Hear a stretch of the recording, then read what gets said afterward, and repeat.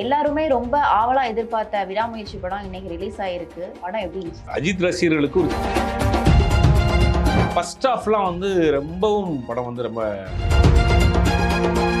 போறப்ப வண்டி break down ஆயிருது. அதுக்கு பின்னாடி உள்ள என்ன கதைங்கிறது தான் படம். இந்த கதையை அஜித் மாதிரியான ஒரு மாஸ் ஹீரோவுக்கு எப்படி சொல்லணும்னு தெரியாம சொல்லியிருக்காங்க. ஃபர்ஸ்ட் ஹாஃப் ஃபுல்லாவே ஹீரோக்களால் அடித்து தோசம் செய்யப்படக்கூடிய அஜித்தா இருக்காரு. செகண்ட் ஹாஃப்லயுமே படம் அவருடைய என்ட்ரி சீன்லாம் எந்த அளவுக்கு இருந்துச்சு? அந்த மாதிரியான என்ட்ரி சீன்லாம் எதுவுமே இல்லை. பில்டப் சீன்ஸ் எதுவுமே இல்லை. கேஷுவலா ஒரு கார் டோரத்தை வருவார். அதான் என்ட்ரி. அர்ஜுன் கேரக்டர் தான் பூஸ்ட் பண்ணி காட்டுறாங்க. இவர் கேரக்டர் இந்த கேரக்டர் எதுக்கு இவரை சேஸ் பண்ணிட்டு வருது, எதுக்கு பண்றாங்கன்னு தெரியல. இவர் படத்தில் நிறைய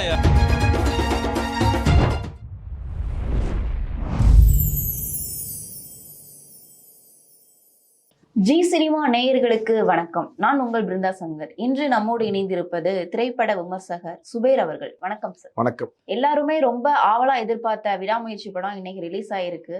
மக்கள் மத்தியில ஒரு பக்கம் வரவேற்பு இருந்தாலும் இன்னொரு பக்கம் கடுமையான எதிர்ப்பு இருக்கு. இந்த படம் நீங்க பார்த்திருப்பீங்கன்னு நினைக்கிறேன். படம் எப்படி இருந்துச்சு? இல்லை, எதிர்ப்புலாம் ஒன்றும் கிடையாது. நம்ம அஜித் ரசிகர்களுக்கு ஒரு சின்ன ஏமாற்றம். ஏன்னா ரொம்ப நாள் கழிச்சு அஜித் ஸ்கிரீன்ல பார்க்கறதுக்காக ஒரு படம், ரொம்ப நாள் எடுக்கப்பட்ட படம், ஏகப்பட்ட தடைகளை தாண்டி வந்த படம், பொங்கலுக்கு ரிலீஸ் ஆக வேண்டிய படம் இப்போ ரிலீஸ் ஆயிருக்கு. பார்த்தீங்கன்னா படம் ஒரு சின்ன படம் தான். முதல்ல நன்றி சொல்லணும். 3 மணி நேரம் உட்கார வச்சு கதை சொல்லாமல் 2.5 மணி நேரத்துக்குள்ளேயே படத்தை முடிச்சிருக்காங்க. ஆல்ரெடி ஒரு பிரேக் டவுனுங்கிற ஒரு ஆங்கில படத்தினுடைய தழுவல் தான் எல்லாருக்கும் தெரியும். பட் அது அப்படியே பண்ணியிருக்காங்கன்னா அதில் சின்ன சின்ன சேஞ்சஸ் பண்ணியிருக்காங்க. எனக்கு அந்த படம் தான், அந்த படத்தை சேஞ்சஸ் பண்ணியிருக்காங்க. ஃபர்ஸ்ட் ஹாஃப்லாம் ரொம்பவும் படம் ரொம்ப ட்ரையாக போகுது. செகண்ட் ஹாஃப்ல சுமாராக இருக்குது. அந்த மாதிரி தான். அஜித் ரசிகர்களுக்கு ஒரு ஏமாற்றமான படம் தான். கதைனா ஹஸ்பண்ட் அண்ட் ஒய்ஃப் அஜித்தும் த்ரிஷாவும் அவனுக்குள்ள ஒரு சின்ன சின்ன கருத்து வேறுபாடு ஏற்படுது. 2 பேரும் டைவர்ஸ் பண்ணி பிரிஞ்சிடலான்னு அஜித் த்ரிஷா கேட்குறாங்க. அப்போ அப்பா வீட்டுக்கு போகிறேன் நான் அப்படின்னா நானே ட்ராப் பண்ணுறேன், நம்மளுடைய கடைசி ட்ரிப்பாக இருக்கட்டும் அப்படின்ட்டு அஜித் கொண்டு அவங்க அம்மா வீட்டில் விடுறதுக்காக போகிறாரு. போகிறப்ப வண்டி பிரேக் டவுன் ஆயிடுது. அதுக்கு ஒரு லிஃப்ட் கேட்டு ஒரு ட்ரக்கில் போகிறாரு. அந்த ட்ரக்கை ஓட்டிட்டு வர்றது அர்ஜுன் அண்டு அப்புறம் ரெஜினா. அப்புறம் போனவங்க கடத்தப்பட்டிருக்கிறாரு அப்படின்னு தெரிய வருது. அது ஏன் கடத்தினாங்க, யார் கடத்தினாங்க, அதுக்கு பின்னாடி உள்ள என்ன கதைங்கிறது தான் படம். இந்த கதையை ஒரு அஜித் மாதிரியான ஒரு மாஸ் ஹீரோவுக்கு எப்படி சொல்லணும்னு தெரியாமல் சொல்லியிருக்காங்க. இதுக்கு ஒரு அஜித் மாதிரியோட பெரிய மாஸ் ஹீரோ தேவையில்லை. இந்த கதைக்கு ஒரு சாதாரண ஹீரோவே போதும். ஃபர்ஸ்ட் ஹாஃப் ஃபுல்லாவே ஹீரோக்களால் அடித்து தோசம் செய்யப்படக்கூடிய அஜித்தா இருக்கிறார். ஏன்னா ஒரு அஜித் ஒரு மாஸ் ஹீரோவா இருக்கிறாரு. அப்படிங்கும்போது அவருக்கு தேவையான அந்த சில காட்சி அமைப்புகள்லாம் இருந்தால் தான் படம் அஜித் ரசிகர்களுக்கு திருப்திகரமாக இருக்கும். பட் அது இல்லை. செகண்ட் ஹாஃப்லேயுமே படம் ஓரளவுக்கு அந்த ஒரு படம் செகண்ட் ஹாஃப் ஆரம்பிச்சு ஒரு 15 நிமிஷத்துக்கு பிறகு தான் கொஞ்சம் ரிலாக்ஸ் ஆயிருக்கு. மற்றபடி படம் ரொம்ப சுமாரான ஒரு படம். இப்போ என்ன சொல்றாங்க அப்படின்னா, அஜித் 2 வேடத்துல, அதாவது 2 கேரக்டர் நடிச்சிருக்காங்க. 2 கேரக்டர்ல அதாவது செகண்ட் ஹாஃப்ல உள்ள கேரக்டர் தான் ரொம்ப நல்லா இருக்கு. ஃபர்ஸ்ட் ஹாஃப்ல அந்த அளவுக்கு நல்லா இல்லைன்னு சொல்லியிருக்காங்களே, எதனால? இல்லை, நல்லா இல்லைன்னு சொல்ல. அந்த ஒரு கேரக்டர் கெட்டப் அவர் ஒரிஜினல் அந்த அசர்பைஜான் ஆட்கள் மாதிரி இருக்கிறார். அந்த கெட்டப்ல இருக்காரு. இன்னொரு ஃபிளாஷ்பேக்ல இருக்கக்கூடிய ஒரு கேரக்டர் பழைய விண்டேஜ் அஜித் மாதிரி இருக்காரு. ஒரு ஒரு ஒரு ஒரு 20 வருஷத்துக்கு முன்னாடி பார்த்த அஜித் மாதிரி இருக்காரு. 2மே பெர்ஃபெக்டா இருக்கு அஜித்துக்கு. அதான் ரொம்ப இதாக இருக்கு. பட் அவருக்கு ஸ்கோப் பண்ணுறதுக்கான இடமே அங்கே கொடுக்கல. பெர்ஃபார்ம் பண்ணுறதுக்கான இடமே கடைசி ஒரு 20 நிமிஷம் தான் அவருடைய பெர்ஃபார்மன்ஸு. மற்றபடி படம் ஃபுல்லாகவே அவருக்கு உண்டான பெர்ஃபார்ம் பண்ணக்கூடிய இடமே இல்லாமல் போயிடுச்சு அந்த படம். ஏன்னா இப்ப முன்னதாகவே டைரக்டர் சார் சொல்லியிருந்தாங்க, அஜித்தை மாஸ் ஹீரோவா நாங்க காமிக்கல, ரொம்ப யதார்த்தமா தான் காமிச்சிருக்கோம் அப்படின்ற மாதிரிலாம் சொல்லியிருந்தாங்க. அவருடைய என்ட்ரி சீன்லாம் எந்த அளவுக்கு இருந்துச்சு? மக்கள் மத்தியில அந்த அவர் என்ட்ரி ஆகிறப்போ எந்த அளவுக்கு வரவேற்பு இருக்கு? அந்த மாதிரியான என்ட்ரி சீன்லாம் எதுவுமே இல்லை. பில்டப் சீன்ஸ் எதுவுமே இல்லை. கேஷுவலா ஒரு கார் டோரத்தை வருவார். அதான் என்ட்ரி. பெருசா என்ட்ரி கிடையாது. பட் இந்த படத்துலையுமே மாஸ் காமிச்சிருக்க முடியும். ஏன்னா படம் ஒரு சேசிங்கு, ஒரு ஃபைட்டு, அப்புறம் கார் சேசிங், இந்த மாதிரியான விஷயங்கள்லாம் படத்தில் கொண்டு வந்துருக்கலாம். பட் அது மாதிரி இல்லை. அது மாதிரிலாம் இருக்கும்னு நினச்சி தான் போனேன் படத்தில். ஏன்னா ஒரு அஜித்னாலே கார் ரேஸ் தெரியும்.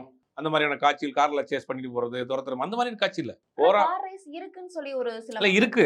பட் அதை டீப்பா பண்ணல. அதை நிறைய அந்த சீனை லென்த்தி பண்ணியிருந்தாங்கன்னா இன்னும் நல்லா இருக்கும், இன்ட்ரெஸ்டிங்காக இருந்திருக்கும். இவரை கூட்டு கடத்திட்டு போறாங்க. இவர் அந்த வில்லன் கேங்கிட்ட மாட்டிக்கிறாரு. இவர் கட்டி வச்சு அடிச்சிட்டு இருக்கிறாங்க. அவங்க சொல்றதெல்லாம் இவர் கேட்கிறாரு. அப்படிங்கும் போது அந்த அர்ஜுன் கேரக்டர் தான் பூஸ்ட் பண்ணி காட்டுறாங்க. இவர் கேரக்டர் ரொம்ப டம்மியா தான் காட்டுறாங்க. செகண்ட் ஹாஃப்க்கு ஒரு 15 நிமிஷத்துக்கு பிறகுதான் இவருடைய ஹீரோயிசமே வெளியில வருது. இவர் அப்பதான் அடிக்க ஆரம்பிக்கிறார். அப்பதான் தியேட்டர்ல அஜித் ரசிகர்கள் கொஞ்சம் இது பண்றாங்க. இதெல்லாம் அவர் முன்னாடியே பண்ணிருக்கலாம். கடத்திட்டு போயிட்டாங்க.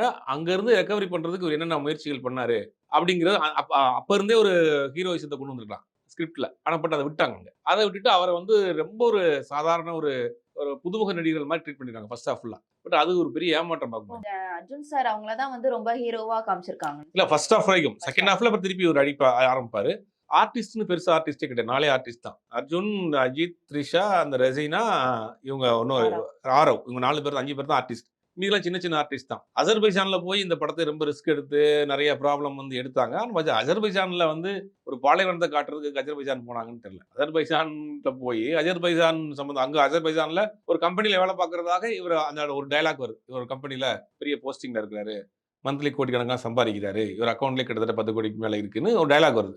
பட் அதெல்லாம் அவங்க வந்து அஜர்பைஜானுடைய லைஃப் ஸ்டைல் அதெல்லாம் கொஞ்சம் படத்துல காமிச்சிருந்தாலும் போர் அடிக்காம போயிருக்கும். ஆனா ஆரவ் அவங்களுடைய கேரக்டர் ரொம்ப நல்லா இருக்குன்னு சொல்றேன். ஆரவோட ஆக்டிங்கும் ரொம்ப நல்லா இருக்குன்னு சொன்னேன். ஏன்னா இதுக்கு முன்னாடி ஆரவ் நடிச்சத விட இந்த படத்துல ரொம்பவே நல்லா இருக்குன்னு சொல்லியிருக்காங்க.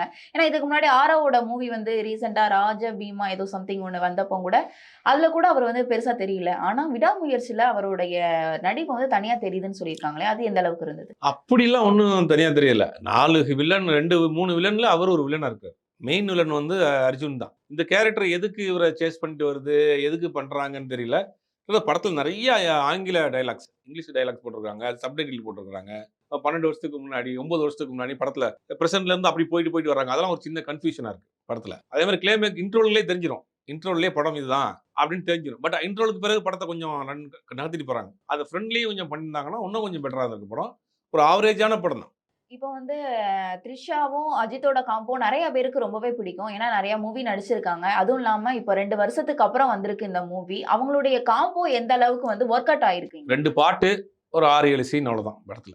ம். 2 பேரும் சேர்ந்து இருக்கிற மாரியான 2 சாங் இருக்கு. அந்த song first opening marriage song ஒண்ணு இருக்கும். அது எல்லாருக்குமே தெரியும். ரொம்ப நல்லா கிராண்டா இருக்கு. அதுக்கு பிறகு ஒரு சாங் இருக்கும். அதற்கு பிறகு கடத்திட்டு போயிடுறாங்களா வில்லன். அதுக்கு பிறகு இவரு காப்பாத்துறாரு. ஒரு 6, 7 கம்பைன்டா அவங்களுக்குள்ள இருக்க சீன்ஸ்னா ஒரு 6, 7 சீன்ஸ் தான் இருக்கும்.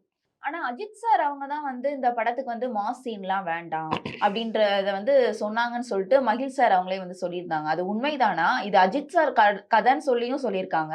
இது உண்மைதானா? இந்த கதை வந்து இந்த பிரேக் டவுன்னு ஒரு இங்கிலீஷ் படம் 95ல வந்த படம். அந்த படத்தை ரெஃபர் பண்ணாரு அஜித்.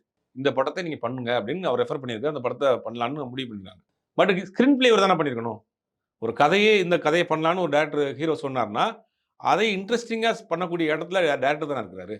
அப்ப நீங்க எல்லா தவறையும் அவர் மேல எப்படி தலையிட்டு போக முடியும்? நீங்க ஒரு ஸ்கிரீன் பிளே வந்து இன்ட்ரஸ்டிங்கா கொண்டு போகக்கூடிய விஷயம் வந்து டைரக்டர் கையில தானே இருக்கு. ஹீரோ கதைய ரெக்கமெண்ட் பண்ணியிருக்காரு. இந்த கதைய பண்ணுங்கன்னு. பட் அவர் ஸ்கிரிப்ட் சைட்ல விட்டுட்டாரே. ஸ்கிரீன் பிளே வந்து நல்லா இல்லன்னு சொல்றீங்க. ரொம்ப தொய்வா இருக்கு. அதாவது இதுக்கு முன்னாடி தடம் மூவி பண்ணியிருக்காங்க. அந்த மூவிக்கும் இந்த படத்துக்கும் உள்ள டிஃபரன்ஸ் ஏதாவது சொல்லுங்க. இல்ல அது கூட பரவாயில்லாம இருந்துச்சு படம். இது ஏன் இப்படி பண்ணியிருக்கிறாங்கன்னு தெரியல. லாஜிக் இல்ல. நெறைய வந்து ஒரே இடத்துல டிராவல் ஆகுற மாரி இருக்கும். இதுக்கு இவ்வளோ தேவையில்ல. இந்த கதையை நீங்க ராஜஸ்தான்ல கூட சொல்லலாம். இல்ல கேரளாவுல சொல்லலாம். ஹஸ்பண்ட் அண்ட் ஒய்ஃப் ஒரு டூர் போறாங்க. அங்க ஒரு மாரி நடந்திருக்கிற மாரி, அந்த பேக்ட்ராப்லயும் சொல்லலாம். எங்க வேணாலும் சொல்லலாம். எதற்கு அஜர்பைஜானுக்கு போய் இத்தன கோடிகள செலவழிக்கணுமா? அப்படிங்கிற ஒரு கேள்வி இருக்குல்ல உங்களுக்கு. இது சரி அப்படி போய் லொகேஷன வந்து நீங்க டீட்டெயில்டா காமிச்சிருந்தா கூட பரவால்ல. லொகேஷனுக்கு போயிட்டு அஜர்பைஜான் போயிட்டோம்னா, அஜர்பைஜானுடைய லைஃப் ஸ்டைலு, இவங்களுடைய லைஃப் ஸ்டைலு ம். அதெல்லாம் கொஞ்சம் டீட்டெயிலிங்கா காமிச்சிருந்தா கூட படம் கொஞ்சம் போர் அடிக்காம போயிருக்கும். எடுத்த உடனே கார்ல கிளம்பிருவாங்க. அஜர்பைஜான்ல ஒரு பெரிய ட்ரையான ஏரியால கார்ல கிளம்புறாங்க. 2 பார் செயினு, ஒரு ஃபேக்டரி. அஜர்பைஜானுக்கு தேவையில்லையே. அந்த லொகேஷனுக்கு அஜர்பைஜான் தேவையில்லை. எங்க வேணா எடுக்கலாமே. அப்ப இதெல்லாம் வந்து தேவையில்லாத செலவுகள இழுத்து விட்ட மாரி தான் இருக்கு. ஆனா இப்போ இந்த படத்துக்கு வந்து நெறைய நெகட்டிவ் கமெண்ட்ஸ் தான் அதிக அளவுல வருதுன்னு சொல்றாங்க. இதுக்கப்புறம் வந்து அஜித்தோட சம்பளம் வந்து அப்படியே இரட்டிப்பாகுதுன்னு சொல்லியிருந்தாங்க. ஏன்னா இந்த படத்துக்கே 105 கோடி வாங்குறதாவும், இந்த படத்துக்கு அப்புறம் இருக்கிற எல்லா படத்துலயும் 200 கோடி வாங்குறதாவும் சொல்லியிருக்காங்க. அது மட்டும் இல்ல, முக்கியமா இன்னைக்கு ஒரு நாள்ல தமிழ்நாட்டுல மட்டுமே 1000 திரையரங்குக்கு மேல வந்து இந்த படம் ரிலீஸ் ஆகும். அதிக அளவு வசூல் வேட்டைய வந்து கவர் பண்றதுக்காண்டி 1000 திரையரங்குல ரிலீஸ் ஆகும்னு சொல்லியிருக்காங்களே, அந்த வசூல் வேட்டைய கண்டிப்பா இந்த படம் வந்து இல்ல கண்டிப்பா வசூல் குறைஞ்சிட்டே போயிரும். ப்ரீ புக்கிங்ல கிட்டத்தட்ட 40 கோடி ரூபாய்க்கு மேல ப்ரீ புக்கிங் ஆயிருக்கு. 1000 ஸ்கிரீன் பண்ணியிருக்காங்க. பட் படம் நல்லா இல்லங்கிற டாக் வெளிய வர ஆரம்பிக்கிறப்ப, கலெக்ஷன் அப்படியே குறைய ஆரம்பிச்சுரும். கலெக்ஷன் குறையும். ஆனா இவருடைய சம்பளம்ங்கிறது இவருடைய பெர்ஃபார்மன்ஸ் வைஸ் இவர் நல்லா தான் பண்ணியிருக்காரு. இப்ப அடுத்த படம் குட் பை டக்லிக்கு ஒரு பெரிய எதிர்பார்ப்பு இருக்கு. அந்த படத்துக்கு பிறகு தான் அவருடைய சம்பளம்ங்கிறதெல்லாம் மத்த விஷயங்கள்லாம் பேசுவாங்க. பட் இந்த 40 கோடி இந்த 3 நாள் கலெக்ஷன் அப்படிங்கிறது எல்லாமே அஜித்துடைய ஃபேஸ் வேல்யூக்கு தான. அஜித்துங்கிற ஒரு ரசிகருக்கு தான ஒரு ஸ்டாருக்கு தான இவ்வளோ பெரிய ஓப்பனிங். பட் அவருடைய வேலைக்கு அவருடைய வேல்யூ கரெக்ட்டா இருக்கு. படம் கொஞ்சம் சுமாரா இருக்கு அவ்வளோதான். அஜித் படம் லாஸ்ட்டா வந்து 2 ஆண்டுகளுக்கு மேல ஆகிறது. அதுக்கப்புறம் வந்த இந்த படம் மக்கள் மத்தியில ரொம்ப வரவேற்பு இல்லையா? அஜித் ரசிகர்களுக்கே இந்த படம் திருப்திகரமாக இல்லை. ஏன்னா இன்னும் கொஞ்சம் பெட்டரா பண்ணியிருக்கலாம், இன்னும் கொஞ்சம் ஸ்கிரீன் பிளேல கொஞ்சம் கான்சன்ட்ரேஷன் பண்ணியிருக்கலாம், இன்னும் சில விஷயங்கள் படத்தில் வச்சிருக்கலாம் போர் அடிக்காம. பட் அது எதுவும் இல்லை. இப்போ அது மட்டும் இல்ல, இப்போ இந்த 1 மாதம் காலம் தான் இருக்கு குட் பேட் அக்லி ரிலீஸ் ஆறதுக்கு. அது வரைக்கும் இந்த படம் ஓடும்னு நினைக்கிறீங்களா? இல்லை, வாய்ப்பே இல்லை. இந்த படம் மேக்ஸிமம் வந்து இன்னும் ஒரு 10 நாள் போகிறதே பெரிய விஷயம். குட் பேட் அக்லியுமே இந்த ஏப்ரல்னு சொல்லியிருக்காங்க. பட் கொஞ்சம் தள்ளி போகிறதுக்கு தான் வாய்ப்பு இருக்கு. ஏன்னா அதுக்கப்புறம் வந்து படத்துல நடிக்கிறதுக்கு வாய்ப்பில்ல. 1 வருட காலம் வந்து பிரேக் விடுறதா சொல்லியிருக்காங்க. ஏன்னா ரேசிங்ல வந்து ஃபுல்ஃபில்லா இறங்க போறோன்ற மாதிரி சொல்லியிருக்காங்க. இது அதுக்கப்புறம் வந்து இவருக்கு மூவி வந்தா இப்ப குட் பேட் அக்லி எந்த அளவுக்கு ரீச் கொடுக்கும்? இந்த படத்தை தூக்கி இல்லை, சாப்பிடுமா? குட் பேட் அந்த அக்லியை அளவுக்கு பொறுத்த இருக்குமா? வரைக்கும் அவர் வந்து ஒரு அஜித்தினுடைய தீவிர ரசிகர். ஆதிக் ரவிச்சந்திரன் அவரே பல இடங்களில் சொல்றாரு. அப்போ ஒரு ஃபேன் பாய் படமாக தான் இருக்கும். ஒரு ஒரு ரசிகர் படம் பண்ணுறப்ப எந்தெந்த காட்சிகள்லாம் தேட்டரில் கை தட்டுவாங்க, விசில் அடிப்பாங்க, என்ன பல்ஸ்ன்னு அவருக்கு தெரியும். கண்டிப்பா. பட் அதனால அந்த படத்துக்கு ஒரு பெரிய எதிர்பார்ப்பு இருக்கு. ஆரம்பத்துல இருந்தே ஒரு பெரிய எதிர்பார்ப்பு இருக்கு. இந்த படத்துல ஒரு எதிர்பார்ப்பு இல்லாம இருந்துச்சு. இந்த ட்ரெய்லர்லாம் வந்த பிறகு கொஞ்சம் எதிர்பார்ப்பு இருந்தது. பட் உள்ள போய் பார்க்குறப்ப பெருசா ஒண்ணும் இல்ல. படம் ஒண்ணு. கண்டிப்பா பல விஷயங்களை எங்களோட பகிர்ந்தமைக்கு நன்றி சார்.